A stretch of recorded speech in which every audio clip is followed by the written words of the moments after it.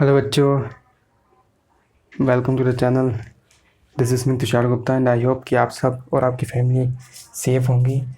तो जैसा कि हमने क्लास 11 अपना 10th का चैप्टर नंबर 1 जो कि था अपना रियल नंबर कंप्लीट कर चुके हैं। उसके हम प्रीवियस ईयर बोर्ड क्वेश्चन भी कर चुके हैं। तो आज हमारी बारी आती है हमारा सेकंड चैप्टर पर पढ़ने की, जो कि है पॉलिनोमियल। तो हमारा जो सेकंड चैप्टर है पॉलिनोमियल, चलिए इसकी शुरुआत करते हैं। तो यार चैप्टर शुरू होने से पहले एक बार ये पॉलिनोमियल टर्म को समझते हैं, या फिर ये बताना क्या चाहती है। आपने 9th में पढ़ा है क्या, एल्जेब्रिक टर्म। एल्जेब्रिक टर्म के बारे में पढ़ा है। एल्जेब्रिक टर्म कौन सी होती है, जैसे कोई भी टर्म x+2, 2x², x² - 1, ये सारी किस तरह की टर्म है? ये सारी है एल्जेब्रिक टर्म, ये सारी एल्जेब्रिक टर्म्स हैं। अब पॉलिनोमियल का मतलब होता है ऐसा एक्सप्रेशन जिसमें कई सारी एल्जेब्रिक टर्म्स होती हैं। जैसे मान लो x² + 2x + 1, ये एक तरीके का क्या है, ये एक तरीके का पॉलिनोमियल है जिसमें कितनी टर्म है, 1 2 3, जिसमें 3 टर्म्स है। या फिर x+1, ये कैसा पॉलिनोमियल है जिसमें 2 टर्म है। या फिर और भी ज़्यादा टर्म्स, कैसे x² + x, 2x + 3 + x³ + x4 plus चलता जा रहा। इसमें हमको पता नहीं कितनी है, बट n टर्म्स है। मान लो लास्ट में कहीं x⁴n आएगा, तो ये n टर्म्स का पॉलिनोमियल होगा। मतलब हमने जो डिफाइन किया था पॉलिनोमियल की, पॉलिनोमियल एल्जेब्रिक एक्सप्रेशंस होते हैं जिसमें कई सारी टर्म्स होती है। तो ये हमारी पॉलिनोमियल की डेफिनेशन हो गई।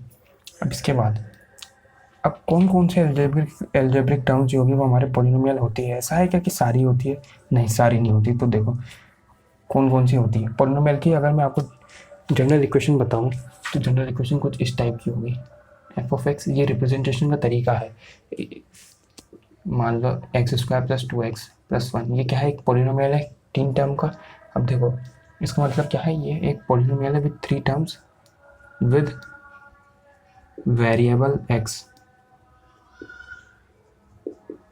यहाँ पर वेरिएबल क्या है, x है। 2 और 1 तो कॉन्स्टेंट है। अब x की कुछ भी वैल्यूज में रख सकता हूँ।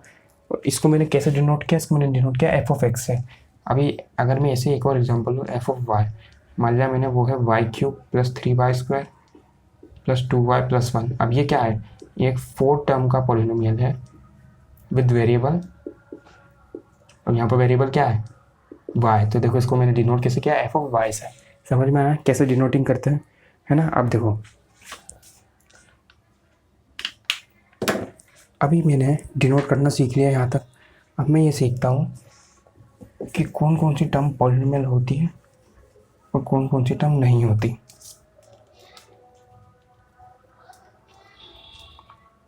एग्जाम्पल से समझते हैं। देखो 4 एग्जाम्पल लिखता हूँ मैं।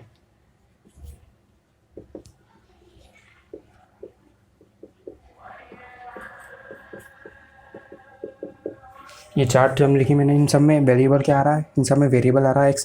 ये सारे अलजेब्रिक एक्सप्रेशन है, इनमें से हमको ये देखना कि पॉलिनोमियल कौन सा है कौन सा नहीं। ये एक पॉलिनोमियल है, ये एक पॉलिनोमियल है, ये पॉलिनोमियल नहीं है। मैं बताऊँगा क्यों, ये भी पॉलिनोमियल नहीं है। अगर हमको ये चेक करना है कि कोई सा भी एक्सप्रेशन पॉलिनोमियल है या नहीं, उसके लिए 2 बातें। पहली, ये जो वेरिएबल है, मेरा यहाँ पे वेरिएबल x था, पिछले एग्जांपल मैंने y भी लिया था। वेरिएबल की जो पावर है, power of variable should be whole number.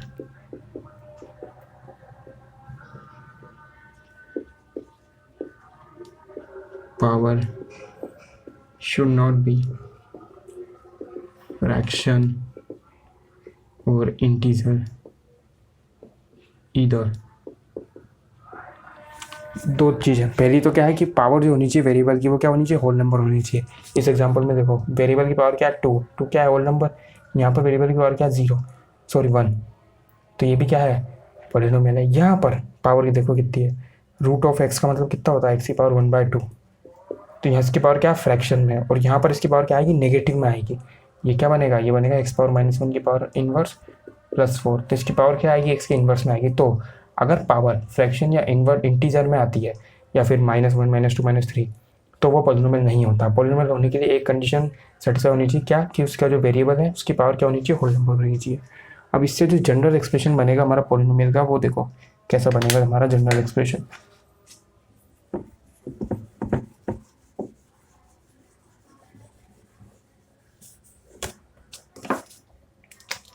तो जो हमारा जनरल एक्सप्रेशन बनेगा, जनरल एक्सप्रेशन किसका, पॉलिनोमियल का, एफ ऑफ एक्स, यानी कि मेरा पॉलिनोमियल किस वेरिएबल का, एक्स का, A naught plus A one X plus A two x square plus dot dot dot A N X power N.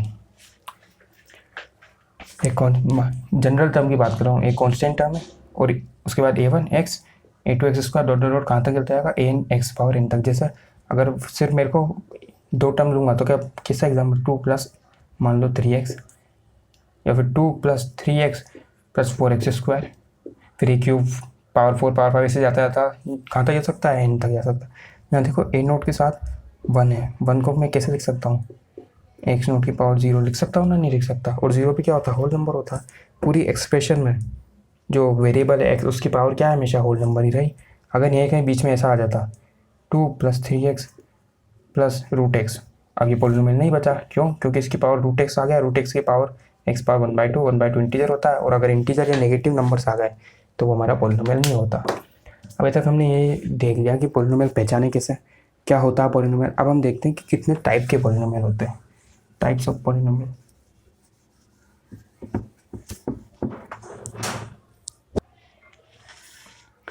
सबसे पहले हम पॉलिनोमियल देखते हैं उनकी टर्म्स के मुताबिक। टर्म्स के मुताबिक कैसे, on the basis of their terms, on basis of number of terms. कुछ स्टैंडर्ड हैं 1 2 3 की। किसी पॉलिनोमियल में अगर 1 टर्म है, 2 टर्म है, 3 टर्म है, तो उनके लिए हमने स्टैंडर्ड नाम रख रखे, और वो नाम है मोनोमियल,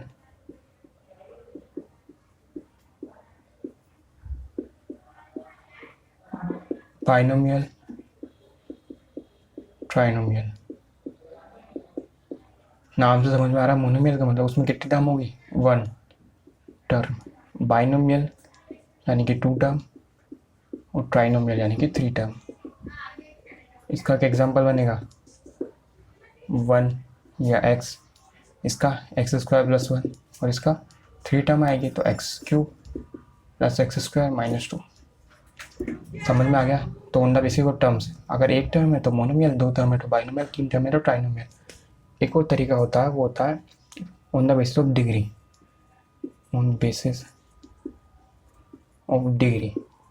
अब इस तरीके को समझने से पहले हमको क्या पता होना चाहिए, डिग्री क्या होती है।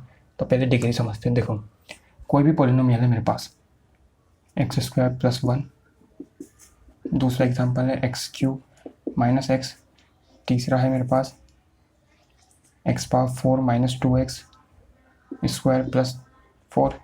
अब देखो डिग्री की जो डेफिनेशन होती है वो मैं यहाँ लिखता हूँ। डिग्री होता है आपका हाईएस्ट पावर ऑफ वेरिएबल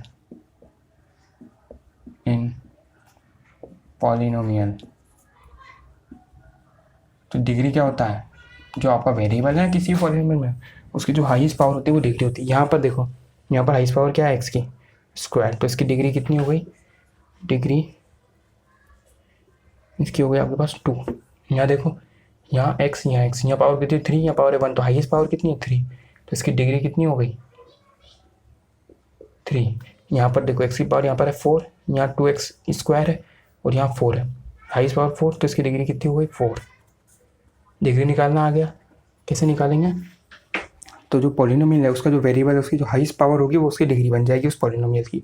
अब इसकी डिग्री बताओ, x cube minus 3x square plus 2 root x plus 2, इसकी डिग्री हो जाएगी। हाईएस्ट पावर देखेंगे एक्स की कितनी है 3, तो इसकी डिग्री हो जाएगी 3। नहीं, बिल्कुल नहीं। ध्यान से देखो, यहाँ पर क्या है पीछे, रूट एक्स का मतलब एक्स की पावर 1/2 यानी कि फ्रैक्शन, तो ये पॉलिनोमियल ही नहीं है, तो इसकी डिग्री तो हम निकाल ही नहीं सकते जब ये पॉलिनोमियल नहीं है तो। ठीक है, अब देखो डिग्री हमने जान लिया, अब हमको क्या देखना है कि डिग्री के बेसिस पे उसके क्या क्या टाइप्स होते हैं पॉलिनोमियल के।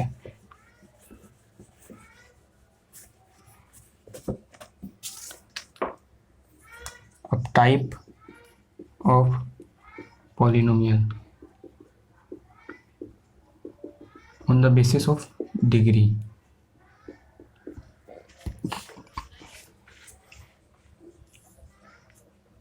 पहला आपका होगा constant,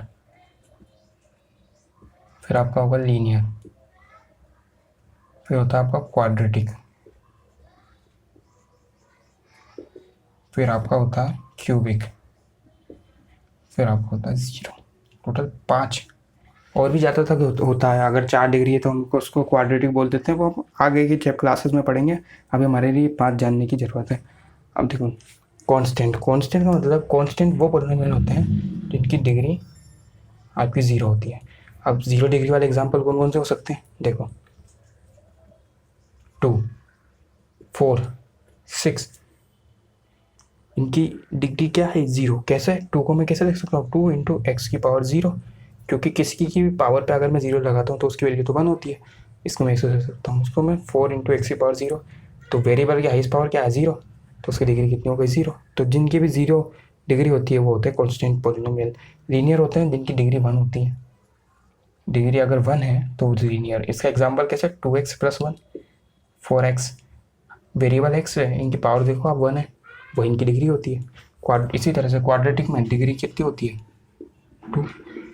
2x square plus 4x minus 1, variable x उसकी हाईएस्ट पावर है 2, तो इसकी डिग्री 2 है 2, तो 2 डिग्री वाले को हम बोलेंगे क्वाड्रेटिक। अब बारी आती है क्यूबिक की, तो क्यूबिक में कितनी होती है, क्यूबिक में होती है आपकी डिग्री 3, जैसे x cube minus x square plus 4x। समझ गए ना, पॉलिनोमियल की डिग्री क्या थी, तो उसको क्या नाम दिया क्यूबिक। और 0, अब देखो मेरा जो नंबर है 0, इसकी जो डिग्री होती है ना वो होती है आपकी अनडिफाइंड, डिग्री इज अनडिफाइंड। क्यों ऐसा, अब देखो अभी यहाँ पर मेरे पास कांस्टेंट नंबर का 2, तो मैंने उसके साथ मल्टीप्लाई में क्या कर लगा दिया x पावर 0, क्योंकि उसकी वैल्यू 1 होती है। अब देखो अगर मैं 0 के आगे x पावर 0 लगा दूँ तो क्या मिलेगा मुझे 0, या मैं 0 के आगे x पावर 1 लगा दूँ तो भी क्या मिलेगा 0, x पावर 2 लगा दूँ तो भी 0, x पावर 3 लगा दूँ, किसी भी नंबर का 0 से मल्टीप्लाई करते हैं आंसर 0। यानी कि मैं x पावर कितनी भी लगा दूँ मुझे आंसर 0 ही मिलेगा। मैं ये बता ही नहीं सकता इतनी सारी, मतलब समझ रहे हो ना, 0 1 2 3 एंड तक मैं कितनी एक्स की पावर पे चढ़ा दूँ, उसको 0 से मल्टीप्लाई करूँगा आंसर 0 आएगा। इसका मतलब क्या है, इसका मतलब ये है कि मैं 0 की डिग्री आपको बता ही नहीं सकता। और अगर कोई चीज़ आपको बताई नहीं जा सकती तो वो चीज़ क्या होती है, अनडिफाइंड। तो 0 जो होता है उसकी डिग्री क्या होती है बच्चों, उसकी डिग्री होती है अनडिफाइंड। तो 0 को हम क्या बोलते हैं, 0 को हम बोलते हैं 0 पॉलिनोमियल। तो हमने टाइप ऑफ पॉलिनोमियल देख लिए, टर्म्स के बेसिस पे देख लिया, मोनोमियल, बाइनोमियल, ट्राइनोमियल। मोनोमियल यानी कि उसमें एक ही टर्म है, बाइनोमियल यानी कि उसमें 2 टर्म है, और ट्राइनोमियल यानी कि उसमें 3 टर्म्स है। डिग्री के बेसिस पे देख लिया कांस्टेंट, अगर उसकी डिग्री 0 है, डिग्री 1 है तो लीनियर, डिग्री 2 है तो क्वाड्रेटिक, डिग्री 3 है तो क्यूबिक, और डिग्री 4 है तो बच्चे 0। ओके, अब चलो अगले टॉपिक पे बढ़ते हैं। अब जो हमारा नेक्स्ट टॉपिक आ रहा है वो आ रहा है हमारा वैल्यू ऑफ पॉलिनोमियल।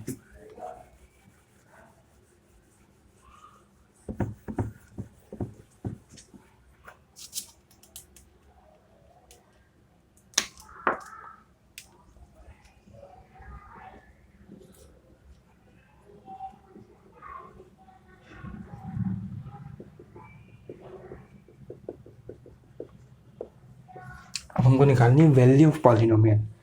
अब देखो ये मेरे पास एफ एक्स है, डिनोट करने का तरीका किसी पॉलिनोमियल को, एक में पॉलिनोमियल लेता हूँ x square plus 2x plus 1। अब मुझे इसकी वैल्यू निकालनी है। अब वैल्यू आपसे पूछेगा किस चीज़ पे, वैल्यू आपसे पूछेगा किसी x की वैल्यू पर। जैसे मुझे पूछेगा कि x की 1 पे इसकी पॉलिनोमियल की वैल्यू बताओ, x इक्वल्स टू 3 पे इस पॉलिनोमियल की वैल्यू बताओ। और वो आपसे पूछेगा किस टाइप के, वो आपसे पूछेगा कि आपको इक्वेशन दे रहा है कि एफ एक्स बराबर दिस, आपसे पूछा जाएगा कि आप एफ ऑफ 1 निकालो, आप एफ ऑफ 3 निकालो। इसका मतलब एक्स की जगह पे आपको 1 रखना है, एक्स की जगह पे आपको 3 रखना है। क्वेश्चन में इस तरह से पूछेगा, बहुत सिंपल है, हम एक्स की जगह पे 1 रखते हैं, जहाँ भी हमको एक्स दिखता है वहाँ पे हम 1 रखते हैं। 1 का स्क्वायर प्लस 2 इंटू 1 प्लस 1, तो ये आपका हो गया 1 प्लस 2 प्लस 1 यानी कि 4।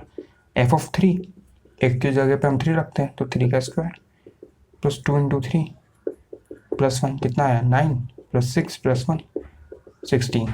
तो जब भी आपसे वैल्यू ऑफ पॉलिनोमियल पूछेगा, वो जो आपको वेरिएबल दे रखा है ना, वो बोलेगा कि तो आपको क्या करना है, उस वेरिएबल की जगह वो वैल्यू पुट कर देनी है, और जो आंसर आएगा वही उस पॉलिनोमियल की वैल्यू होती है।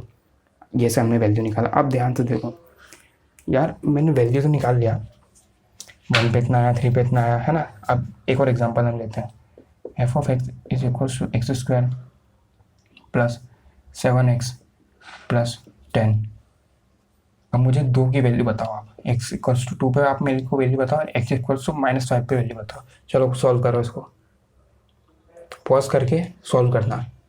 चलो, आई होप कि आपने सॉल्व किया होगा अच्छे से। अब देखो, जब हम x की वैल्यू 2 रखेंगे तो f ऑफ 2 कितना मिलेगा, 2 इस x की जगह पे 2 रखना है, प्लस 10, 2 का स्क्वायर 4, 14 प्लस 10 यानी कि 28। ठीक है। अब देखो f ऑफ -5, सॉरी अब थोड़ी सी लाइट बंद हो गई थी इसलिए अंधेरा हो गया। चलो, f ऑफ -5 रखते हैं x की जगह पे, क्या मिलेगा, -5 का square plus 7 into -5 plus 10, simplify करते हैं, 25 -35 प्लस 10, क्या मिला मुझे आंसर, 0। मुझे आंसर क्या मिला, 0। अब देखो, वैल्यू ऑफ पॉलिनोमियल 0 मिली, किस पे मिली, जब मैंने x की जगह पे -5 रखा। जिस x की वैल्यू पे मुझे वैल्यू ऑफ पॉलिनोमियल 0 मिलती है, उस x की वैल्यू को मैं बोलता हूँ 0 ऑफ पॉलिनोमियल। तो जो हमारा अगला टॉपिक है वो है 0 ऑफ पॉलिनोमियल।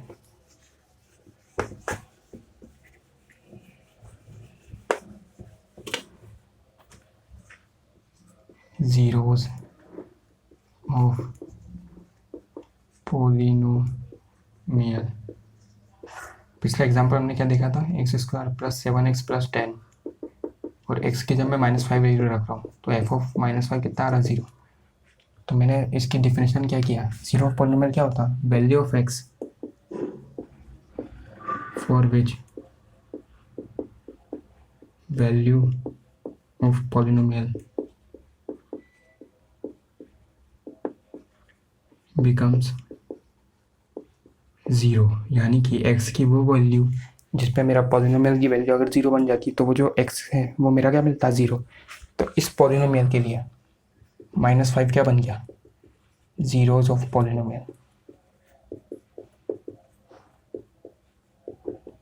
देखो ज़रा, सिर्फ एक ही वैल्यू है क्या जिसपे -0 बन रहा है, f ऑफ -2 रख के देखो क्या आएगा, -2 का स्क्वायर 7 इंटू -2 प्लस 10, 4 -14 प्लस 10, ये भी 0 है, यानी कि -2 भी इस पॉलिनोमियल का क्या 0 है।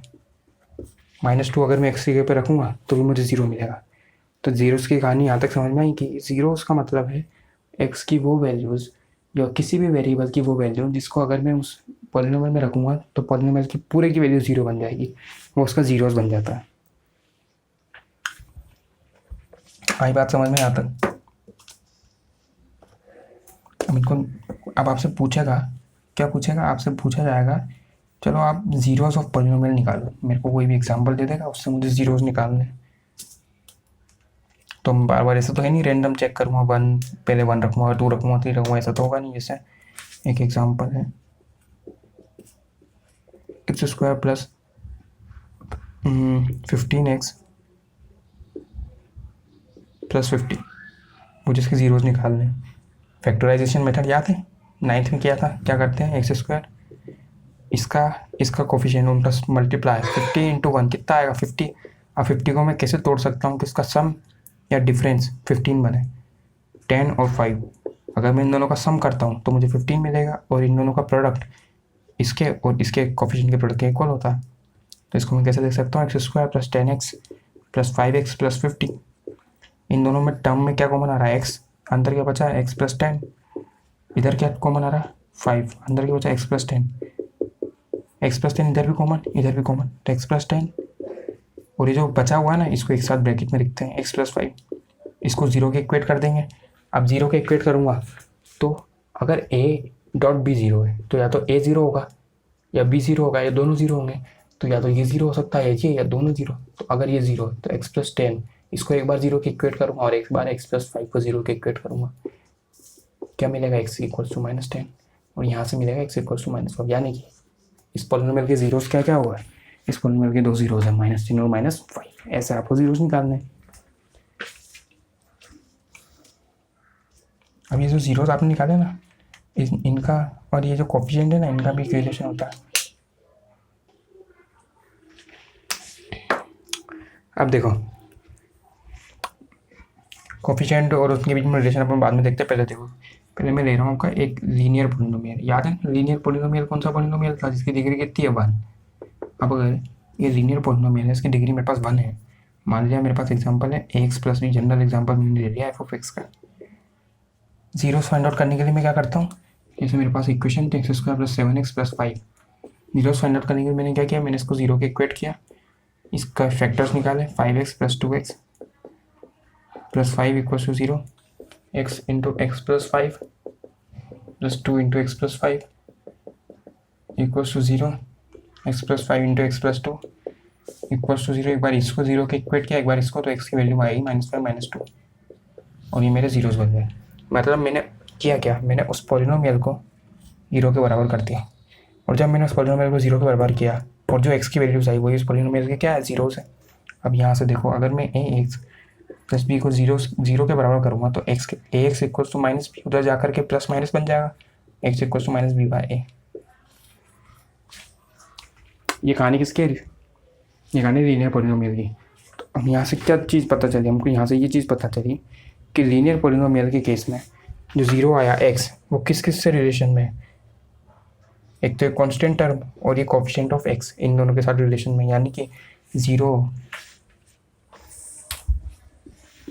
Of linear polynomial is equals to minus of coefficient of x equals to 0 upon coefficient of x power 1 या x, क्योंकि मैं b को क्या लिख सकता हूँ, x पावर 0। तो यानी कि जीरो ऑफ लीनियर पॉलिनोमियल कोई मेरे से पूछे तो वो क्या होगा, सीधा सीधा जो तो मेरी कांस्टेंट टर्म है ये, और जो मेरी x का कोफिशिएंट है वो उन दोनों का मैं डिवाइड कर दूंगा। Example 2x plus 3, 5x plus 7, 3x minus 5। 2x plus 3 कोई मुझसे पूछे 0, क्या करूँगा, आगे पहले माइनस लगा दूंगा, पहले ये टर्म लिखूंगा मैं, उसके बाद मैं x का कोफिशिएंट लिखूंगा 2, तो इसका आंसर आ गया -3/2। यहाँ पर ये पहले, फिर उसके बाद वो -7/5, यहाँ पर माइनस, पहले क्या लिखूँगा -5 अपॉन 3, माइनस माइनस प्लस बन जाएंगे, तो आंसर क्या आएगा 5/3। ऐसा निकाल लोगे। अब पारी कर आती है किसकी, क्वाड्रेटिक पोलिनोमियल। अब देख चलो, अब क्वाड्रेटिक पोलिनोमियल लेकर के देखते हैं।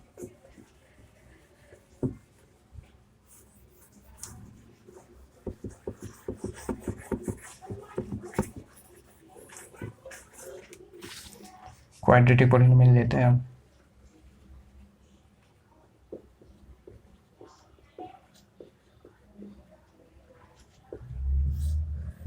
अब देखो मैंने लिया क्वाड्रेटिक पोलिनोमियल। अब quadratic polynomial general expression x² plus bx plus c equals to 0। ये कोई भी क्वाड्रेटिक पोलिनोमियल मैंने लिया, मुझसे पूछेगा इसके 0 निकालो, इसको 0 के इक्वेट करूँगा, इसके फैक्टर बनाऊंगा, फैक्टर को 0 के इक्वेट करूँगा और x की वैल्यू पा लूँगा। अब हमको क्या करना है, हमको निकालना है उस x की वैल्यू यानी कि 0 में, और ये जो कोफिशिएंट है ना a b c, इनमें रिलेशन निकालना है। अब देखो मान लो इसके 2 रूट आएंगे, क्वाड्रेटिक इक्वेशन है अल्फा बीटा। एक नोट लिखना पहले, maximum 0 of nth polynomial, nth order, यहाँ पर ऑर्डर भी लिखना, nth order polynomial is n।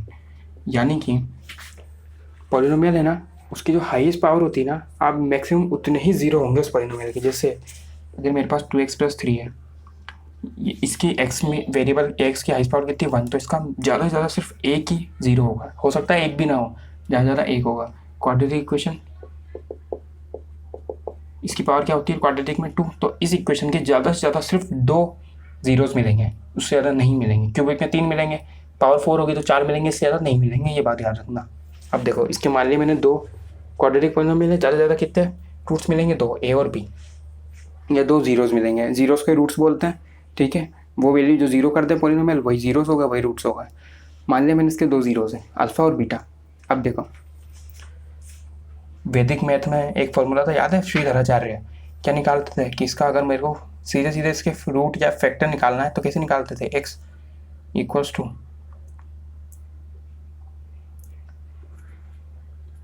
B square minus 4ac, याद आया कुछ, डी इक्वल्स टू कुछ मुझे याद आया, D equals to under root 20 का माइनस 4ac, कुछ ऐसे निकालते थे डी। तो x क्या होता था, minus B plus minus under root of ये डी, ये डी लिखा अपॉन 2 है, याद आया। ऐसे 2 रूट्स निकालते हैं क्वाड्रेटिक इक्वेशन के। अब देखो पहला रूट मान लिया मैंने अल्फा, दूसरा मैंने मान लिया बी। अल्फा कैसे निकलेगा, पहले मैं प्लस वाला साइन दे देता हूँ, तो माइनस बी प्लस वाला साइन मैंने लिया, B square minus 4ac upon 2 है। और बी कैसे निकाल सकता हूँ मैं, माइनस वाला साइन ले लेता हूँ अपनी बार में, माइनस में मैंने लिया अपॉन 2 है। मेरे पास 2 रूट्स आ गए।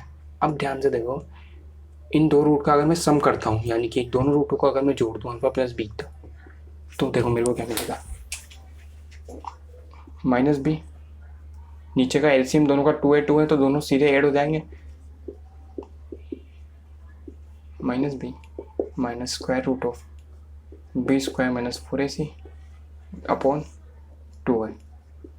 अब ये देखो ये पूरी टर्म प्लस में है, under root of minus B square minus 4ac, ये पूरी टर्म माइनस में, दोनों cancel out, minus B minus 2 भी बन गया अपॉन 2 है, 2 से 2 कैंसिल, माइनस बी बाय ए। अब देखो ये मेरे जीरोस थे अल्फा और बीटा, और ये मेरे क्या है, बी और ए, मेरे कोफिशिएंट है। अब मैंने एक रिलेशन निकाल लिया क्या, कि sum of roots is equal to negative of coefficient of X upon coefficient of X square. निकला नहीं निकला, आया समझ में क्या भाई, आया नहीं आया।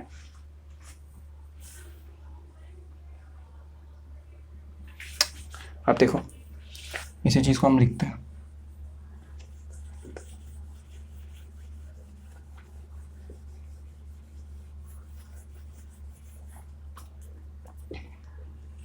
सम ऑफ जीरोस, ये हम क्वाड्रेटिक के लिए बात कर रहे हैं ना, minus of coefficient of X upon coefficient of X square, bracket में बंद कर लो, इंपॉर्टेंट चीज़ है।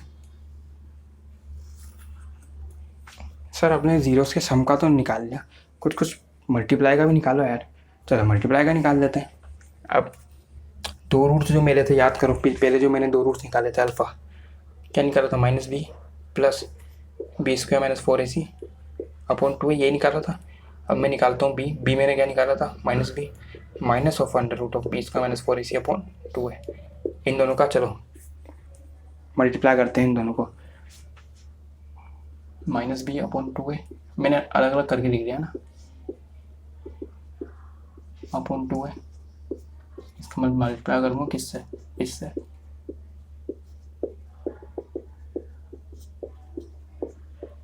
अब देखो टर्म्स दोनों में सेम है, यहाँ भी b/2 है, यहाँ भी b/2 है, यहाँ भी है, यहाँ भी है। अब फर्क किस बात का आ रहा है, फर्क आ रहा है यहाँ बीच में प्लस है या माइनस है। एक इक्वेशन, एक वो फॉर्मूला याद आ रहा है, a plus b into a minus b क्या होता था, a square minus B square, याद है, वही हम यहाँ पे लगाएंगे। ए क्या है यहाँ पर, माइनस b/2 है, माइनस b/2 है, बी क्या है, under root of B square minus 4ac/2 है, यहाँ प्लस में या माइनस में, तो ये इक्वेशन हम लगा देते हैं। तो क्या करेंगे, इसका स्क्वायर माइनस इस पूरे का स्क्वायर, देखो क्या आएगा स्क्वायर करने के बाद आपके पास B square upon 4a square minus B square minus 4ac upon 4a square, ये बचा।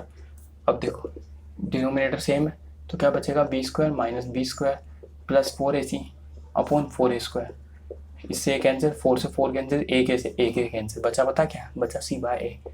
यानी कि हमने एक और रिलेशन निकाल लिया, किसके बीच में, आपकी बार हमने रिलेशन निकाला प्रोडक्ट ऑफ जीरोस के बीच में, कि भैया सर प्रोडक्ट ऑफ जीरोस किस के बराबर आ गया है, c/a के बराबर।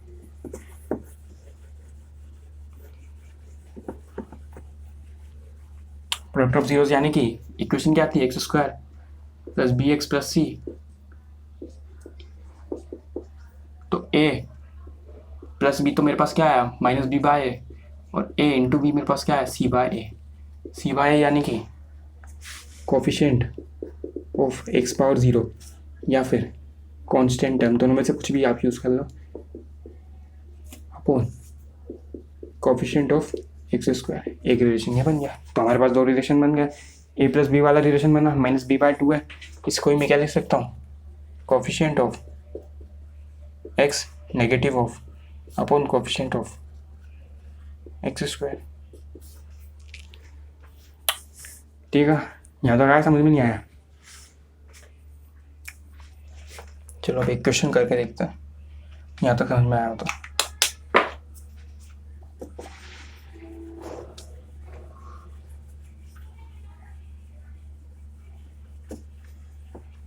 क्वेश्चन है मेरे पास, एक पॉलिनोमियल मुझे दिया हुआ है एक्स स्क्वायर माइनस कितना माने माइनस 15x प्लस के। ये एक मेरे को एक पॉलिनोमियल दिया हुआ है x square minus 15x plus के। ओके, और मुझे साथ में क्या बोला गया है, मुझे साथ में ये बोला गया है इसके जो रूट्स हैं या इसका जो जीरोस है उनका सम और उनका प्रोडक्ट मुझे दे रखा है।